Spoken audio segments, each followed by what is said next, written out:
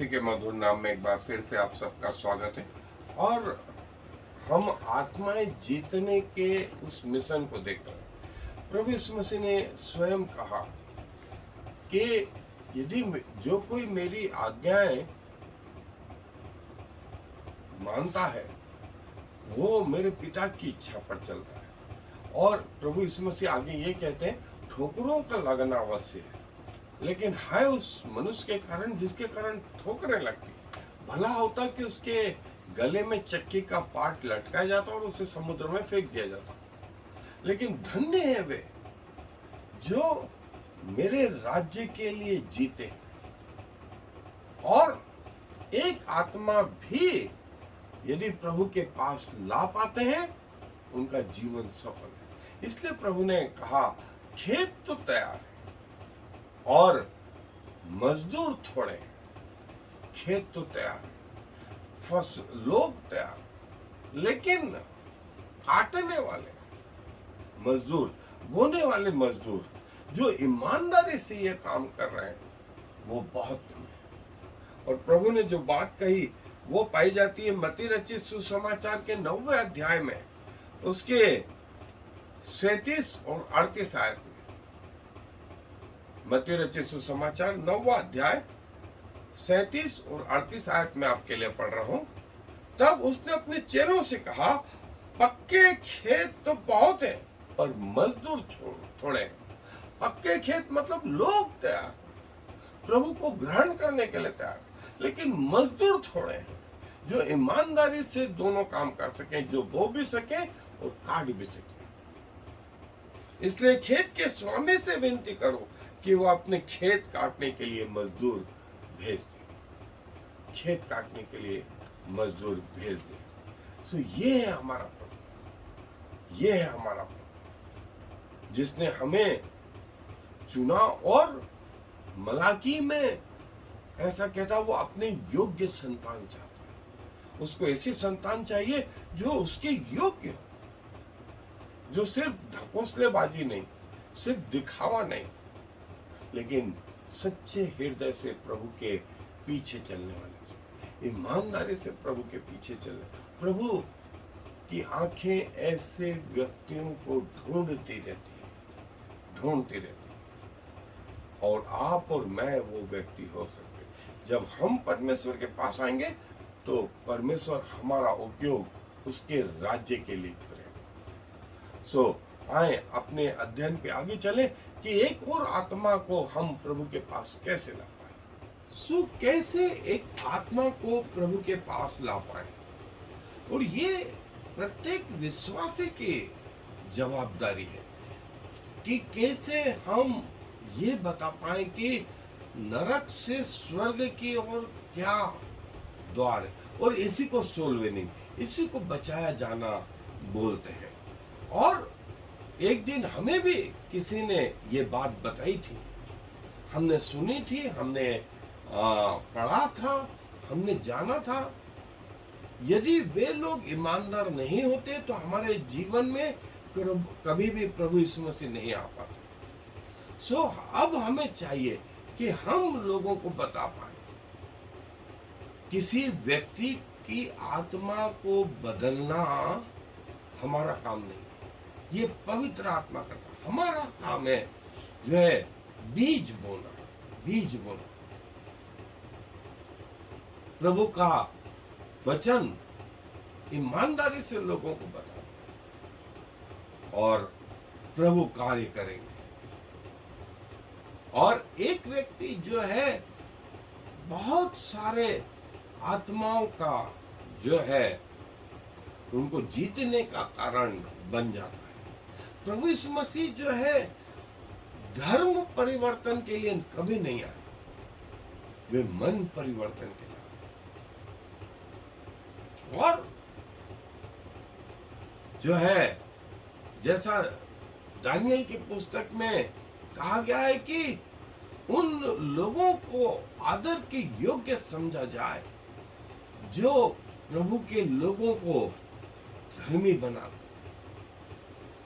जो प्रभु के लोगों को पास में लेकर जाते। और कैसे जो है वे प्रभु को जान पाए और जब प्रभु का वचन बोए, आपके ओपिनियन नहीं चाहिए, आपके अनुसार कोई करे वैसा नहीं चाहिए, आपके जो है डिनोमिनेशन के अनुसार कोई करे ये भी नहीं चाहिए। उद्धार के लिए प्रभु के पास आने, और हम उसके जीवन को सुधार नहीं सकते, किसी व्यक्ति के जीवन, वो कार्य पवित्र आत्मा का है और पवित्र आत्मा ही उसे उद्धार देते हैं। और हमारा काम है ईमानदारी से प्रभु की बातों को बताना, और सिर्फ एक विषय में प्रभु की शिक्षा देना नहीं, वरन पूरी कंप्लीट शिक्षा हमें चाहिए कि हम दें। और यदि कोई अपने रास्ते से अलग भी है तो भी हमें जो है उससे ना दूरियां नहीं बनानी। और जो कई ट्रेडिशनल जिससे कई मनुष्य उब गए हैं, क्या तुम विश्वासी हो, क्या तुम बचाए गए हो और प्रभु यीशु मसीह जो है तुम्हारे हृदय में आया है, क्या एक क्रिश्चियन हो, ये जो है कई बार जो है हमें चाहिए कि हम प्रभु की बातें प्रभु के तरीके से करें, प्रभु के तरीके से करें। जो हम आने वाले दिनों में देखेंगे कि प्रभु जब वो सामरी स्त्री से मिला तो उसने क्या बातें करी और क्या कारण से परिवर्तन आया, और प्रभु ने हमें ये उसके धर्म के विषय में जो है विवाद के विषय में ये बातें करने के लिए नहीं बुलाया, आर्गुमेंट करने के लिए प्रभु ने नहीं बुलाया, लेकिन हमारे पास एक प्लान होना चाहिए कि हम कैसे किसी व्यक्ति को प्रभु के लिए जीत सके, उसको उसकी मुलाकात सच्चे परमेश्वर से करवा सके।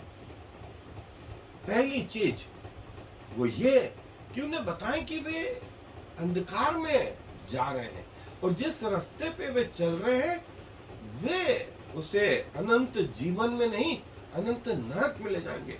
और यही स्थिति हमारी भी थी, हम भी पापी थे, दुनिया का कोई व्यक्ति पवित्र नहीं, लेकिन ये हमारे पहले स्टेप। और फिर पाप की मजदूरी मृत्यु है, और फिर प्रभु ने उस मृत्यु को अपने ऊपर ले लिया ताकि हमें जीवन दे। अब यदि हम उसे ये सही बातें बता पाए तो अगली बात ये कि या तो नरक है या स्वर्ग है, और इसका निर्धारण आप पृथ्वी पर करते हैं, और प्रभु आपसे प्यार करते हैं, इसीलिए इस पृथ्वी पर आए, आपके जैसा जीवन जिया और पूरी पवित्रता के साथ में क्रूस पर गए कि उसके लहू बहाए जाने से आपको जीवन मिले। और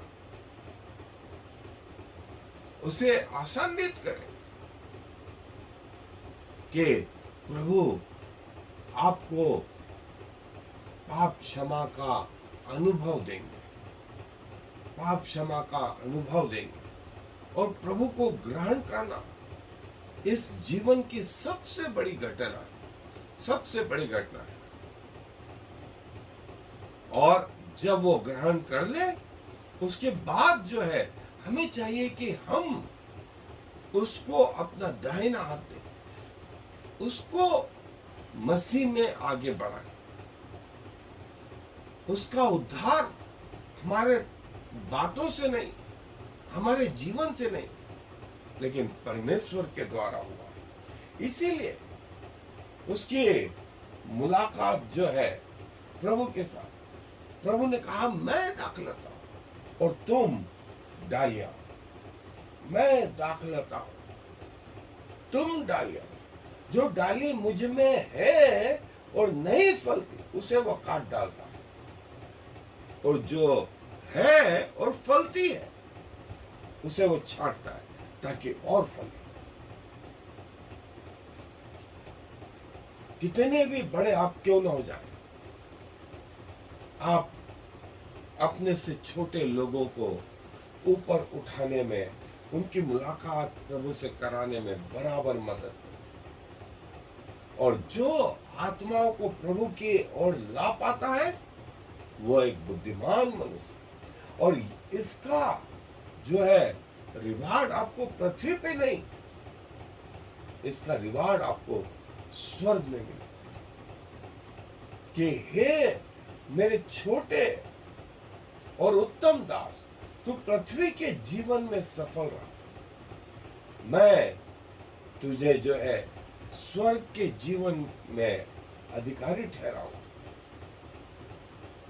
स्वर्ग के जीवन में अधिकारी ठहराऊं। अपनी आंखें इस की ओर गड़ाए रखें कि मेरे जीवन के द्वारा कम से कम एक आत्माएं प्रभु के पास आ पाए। जो आत्माएं खो गई वे उस अनंत नरक के भागीदारी हो जाए, लेकिन प्रभु यीशु मसीह वो उजाला है जो चाहता है कि आप उसके स्क्वाड में, उसकी टीम में शामिल हो। और जब लोगों ने प्रभु से कहा कि हमने एक आदमी को तेरे पीछे होते हुए नहीं, हमने उससे कहा हमारे पीछे चल, वो उसने इनकार किया। प्रभु ने कहा कोई बात नहीं, यदि वो हमारे विरोध में नहीं है तो हमारे साथ में। प्रभु के इस स्क्वाड में, प्रभु के इस मिशन में जो है सम्मिलित, प्रभु ने कहा जाओ और पृथ्वी की छोर तक जाओ, लोगों को चेला बना, उन्हें पिता, पुत्र और पवित्र आत्मा के नाम से बपतिस्मा दो, और मैं उन्हें जीवन दूंगा। इस नरक में जाने से उनको बचाएं और सही मार्ग दिखाएं। और प्रभु ऐसा करने में हमारी सहायता मदद करेंगे। हमारा काम है वचन को बोना, सच्ची गवाही रखना, और प्रभु अपना काम करेंगे। सो प्रभु अपने वचन पर आशीष दे।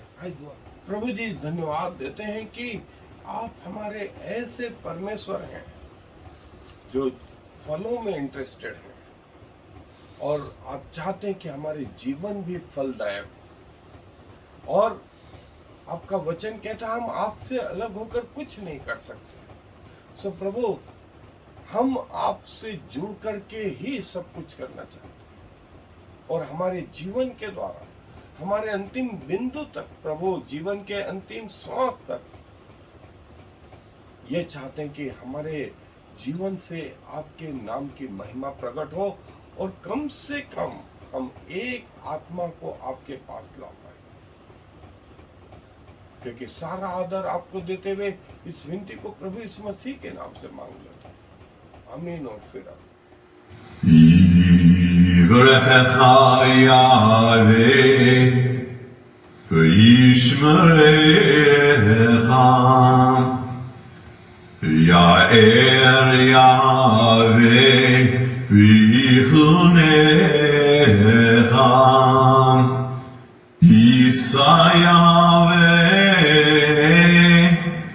alecha v'yasem lecha shalom. May the Lord bless you and protect you. May the Lord smile on you and be gracious to you. May the Lord show you his favor and give you his peace.